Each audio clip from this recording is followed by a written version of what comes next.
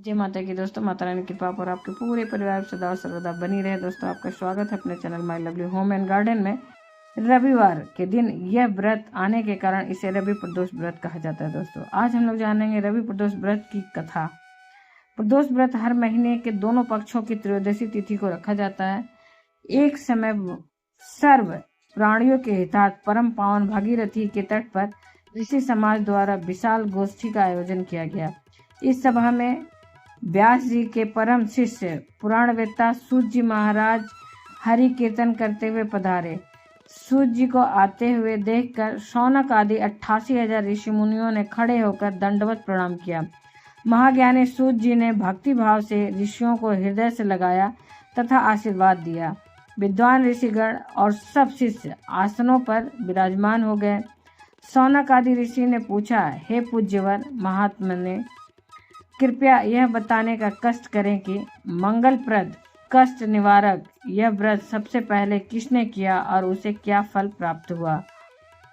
श्री सूत जी बोले, आप सभी शिव के परम भक्त हैं। आपकी इस भक्ति को देखकर मैं व्रती मनुष्यों की कथा कहता हूँ, ध्यान से सुने। रवि प्रदोष व्रत की कथा। रवि प्रदोष व्रत की कथा के अनुसार एक गांव में अति दीन ब्राह्मण निवास करता था। उसकी साध्वी स्त्री प्रदोष व्रत किया करती थी। उसे एक ही पुत्र रत्न था। एक समय की बात है, वह पुत्र गंगा स्नान करने के लिए गया। दुर्भाग्यवश मार्ग में चोरों ने उसे घेर लिया और वे कहने लगे कि हम तुम्हें मारेंगे नहीं, तुम अपने पिता के गुप्त धन के बारे में हमें बतला दो। बालक दीन भाव से कहने लगा कि बंधुओं, हम अत्यंत दुखी दीन हैं, हमारे पास धन कहाँ है। तब चोरों ने कहा कि तेरे इस पोटली में क्या बंधा है। बालक ने निसंकोच कहा कि मेरी माँ ने मेरे लिए रोटियां दी है। यह सुनकर चोरों ने अपने साथियों से कहा कि साथियों, यह बहुत ही दीन दुखी मनुष्य है, अतः हम किसी और को लूटेंगे। इतना कहकर चोरों ने बालक को जाने दिया। बालक वहां से चलते हुए एक नगर में पहुंचा। नगर के पास एक बरगद का पेड़ था। वह बालक उसी बरगद के वृक्ष की छाया में सो गया।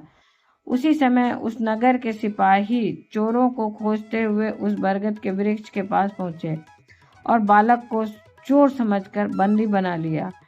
राजा के पास ले गए।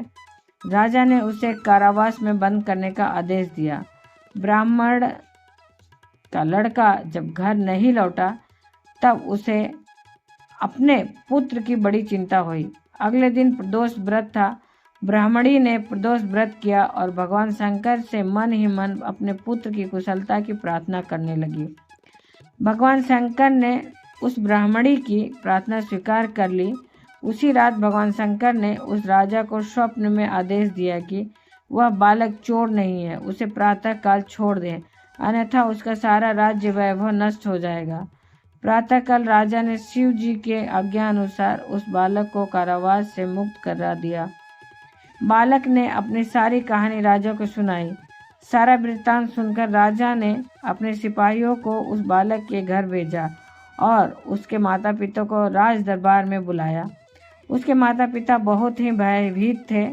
राजा ने उन्हें भयभीत देखकर कहा कि आप भयभीत न हो, आपका बालक निर्दोष है। राजा ने ब्राह्मण को 5 गांव दान दे दिए, जिससे कि वे सुखपूर्वक अपना जीवन व्यतीत करने लगे। भगवान शिव की कृपा से ब्राह्मण परिवार आनंद से रहने लगा।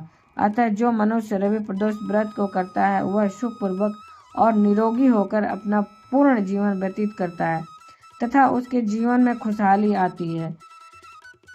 भगवान भोलेनाथ और माता पार्वती जिस तरह से उस ब्राह्मणी के जीवन में खुशियाँ भरे, इस कथा को सुनने और कहने और हुक्कारे भरने वाले के भी जीवन में भगवान भोले माता पार्वती उसी प्रकार से अपनी कृपा बरसाएं। दोस्तों, ये तो रही रवि प्रदोष व्रत की कथा।